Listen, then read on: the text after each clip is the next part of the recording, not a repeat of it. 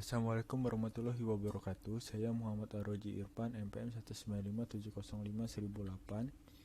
Saya akan menjelaskan tentang sensor pada robot Gundam buatan Pitoyo ini yang berasal dari Jepang. Udah itu akuatornya, alat penggeraknya. Habis itu tentang spesifikasinya dan lain-lain. Oke, Pitoyo merupakan profesor di bidang jaringan saraf buatan yang biasa dikenal juga dengan neural network, buatan dari Department of Mechanics and Informasi, Tokyo University, Jepang. Pitoyo bersama Suji Hashimoto. Ini Pitoyo ini berasal dari ini Mechanics and Information Tokyo University dari Tokyo University, dan Suji Hashimoto di bidang fisika terapan dari Waseda University. Jadi dua profesor beda universitas. Selaku pimpinan tim bertanggung jawab membuat rancangan. Jadi dia memimpin tim untuk membuat rancangan agar robot Gundam seukuran asli dan bisa bergerak. Jadi robot Gundam yang kita lihat di awal itu berukuran 1:1 dengan robot Gundam yang asli yang ada di filmnya. Menurut pria itu, frame utama robot Gundam ini akan terbuat dari baja dan bentuk luarnya dari plastik fiber, plastik ringan dan kuat. Semua ukuran dan bobot itu diperhitungkan, beratnya 25 ton dan sudah optimal. Bobot optimal untuk teknologi sekarang, tutur Pitoyo. Berdasarkan beberapa video simulasi yang beredar, Gundam akan berjalan maju ke depan. Jadi dia bisa berjalan maju ke depan. Lintasan untuk berjalannya robot juga diperhitungkan. Mungkin dia menggunakan line sensor garis yang biasa pada robot ini, robot mobile. Pitoyo berujar bahwa setiap saat dia dan timnya bergulat dengan kesulitan teknis. Jadi mereka banyak mengalami kesulitan teknis dalam mengembangkan robot ini. Ini sensor yang menurut saya lihat dari video tersebut. Jadi menurut saya dia hanya memakai sensor ini. Power loader digunakan untuk mengendalikan dan membaca gerakannya robot seperti remote dan lain-lain. Bisa juga dipasang kamera pada matanya. Sinyal sensor yang menyambung pada remote. Habis itu ada sinyal sensor ini untuk menyambung pada remote control kalau dia menggunakan remote control. Tapi kalau dia otomatis, misalnya dia kayak robot mobile yang ngebaca garis gerakan, mungkin dia ada line sensor. Kalau dari video itu sih ya itu aja sih ya. Maksudnya sensor cahaya juga nggak dibutuhkan.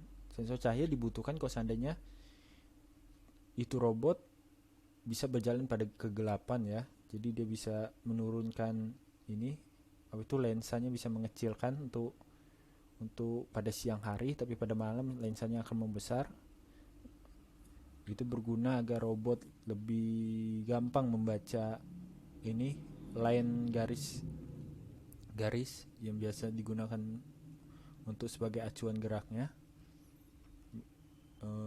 Ada juga sensor suhu tapi kayaknya tidak digunakan. Ada juga sensor suara juga tidak digunakan sepertinya pada robot itu. Yang saya lihat sih hanya sensor ini saja seharusnya. Nah, ini joint angling bar mekanis adalah mekanisme dasar, merupakan konfigurasi dari beberapa link. Dapat dianalogikan sebagai lengan yang terhubung dengan lengan lainnya melalui joint yang dapat dianalogikan sendi. Jadi link itu adalah ini link, ini joint. Jadi jointnya itu sendi kayak siku, pergelangan tangan itu joint. Konfigurasi ini sering digunakan pada robot manipulator untuk berbagai gerakannya. Jadi kalau pada robot Gundam itu dia menggunakan mekanisme ini pada lengan, pada bahu, kalau seandainya dia bisa merentangkan tangan, pada sendi kaki, lutut yang sudah terlihat pada video dia bisa naik turun, dia menggunakan ini. Jadi biasanya dipasang ini, itu namanya akuator hidrolik di bagian sendinya itu untuk mengangkat bebannya. Nah, ini akuator. Jadi kita udah berbicara tentang mekanisme joint and bar. Joint and bar tidak bisa bergerak kalau tidak ada akuator, karena akuator ini adalah alat penggeraknya. Jadi apa itu akuator? Akuator merupakan peralatan mekanis untuk menggerakkan atau menghasilkan masukan ke plant sesuai dengan sinyal kontrol. Sedemikian sehingga sinyal umpan balik yang berkaitan dengan sinyal masukan acuan dapat digambarkan diagram balok seperti di bawah ini. Ada 3 jenis akuator. Yang pertama adalah akuator listrik yang menggunakan listrik.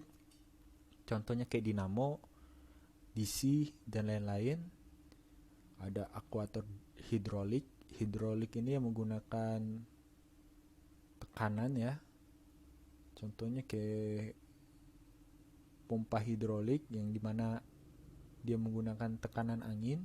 Ada pneumatik yang menggunakan tekanan gas.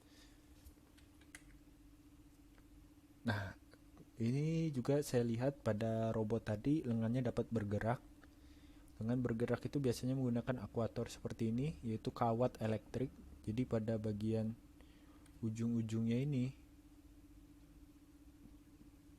dia akan bisa bergerak selayaknya tangan manusia, tapi genggamannya masih belum terlalu kuat ya. Oke, sekian dari saya. Wassalamualaikum warahmatullahi wabarakatuh.